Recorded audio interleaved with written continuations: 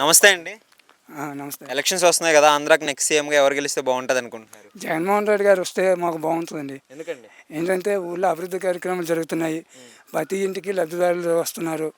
అమ్మఒడి అనగా, చేయూత అనగా, ఇలా పెన్షన్లు అనగా ఇంటికి తెచ్చివ్వడం, కోటా రైస్ కూడా ఇంటికి వచ్చి ఇవ్వడం, ఇవన్నీ మాకు మంచి అభివృద్ధిగా మాకు కనపడుతుందండి. అంచేతే మా కనపరాజు గారి నియోజకవర్గంలో మా కనపరాజు గారిని గెలిపించి అతని ద్వారా మళ్ళీ మాకు సీఎం గారిని జగన్మోహన్ రెడ్డి గారిని రావాలని మాకు మనస్ఫూర్తిగా కోరుకుంటున్నాను. ఓకే. అంటే ఇంతకుముందు తెలుగుదేశం ఉన్నప్పుడు ఎలా ఉండేది? ఇప్పుడు ఈ 5 సంవత్సరాలు ఎలా ఉంది జగన్ వచ్చిన తర్వాత? తెలుగుదేశం హయాంలో జనభూమి అని ఇంటింటికి చెప్పేవాళ్ళండి. ఆ ఇచ్చిన కాగితాలు అట్టుకెళ్ళి ఒక పక్కన చెత్తకుప్పలోనే లేకపోతే అగ్గేటి తగలెట్టేసుకోండి. అలాగే నాదే ఇంటికి పెడితే 5-6 సార్లు జనభూములు తీసుకుంటాం, అవన్నీ అగ్గి పెట్టేశారండి. అది ఎవరు లబ్ధిదారులు లేదు. వాళ్ళ తాలూకా ప్రత్యేకంగా తెలుగుదేశం వాళ్ళు ఎవరుంటే వాళ్ళకే లబ్ధిదారులు అన్నారండి.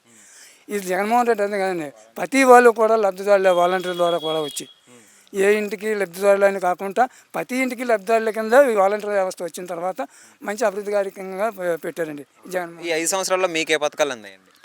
నాకు అయితే చిన్న కుర్ర లేరండి. రైతు భరోసా మా నాన్నగారికి భూమి ఉంది, నాకు ఉంది. నాకు రైతు భరోసా పడ్డది. మా ఆడవాళ్ళకి రావడానికి ఇంకా వయసు ఒక సంవత్సరం తక్కువలో ఉన్నది. 18,000 మిగతా వాళ్ళకి అందుతుంది.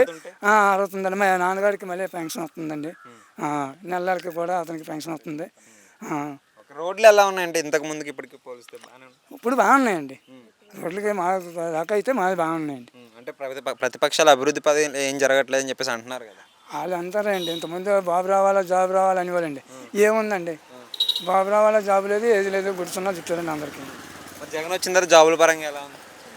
జగన్ వచ్చిన తర్వాత సచివాలయాలు తీశారండి. ఎవడో చదువుకున్న టాలెంట్ ఉన్నాడు ఎవరైనా జాబ్ కొడతారండి.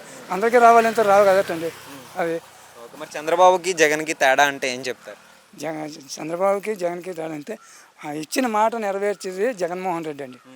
అబద్ధాల కోరి చంద్రబాబు నాయుడు అండి.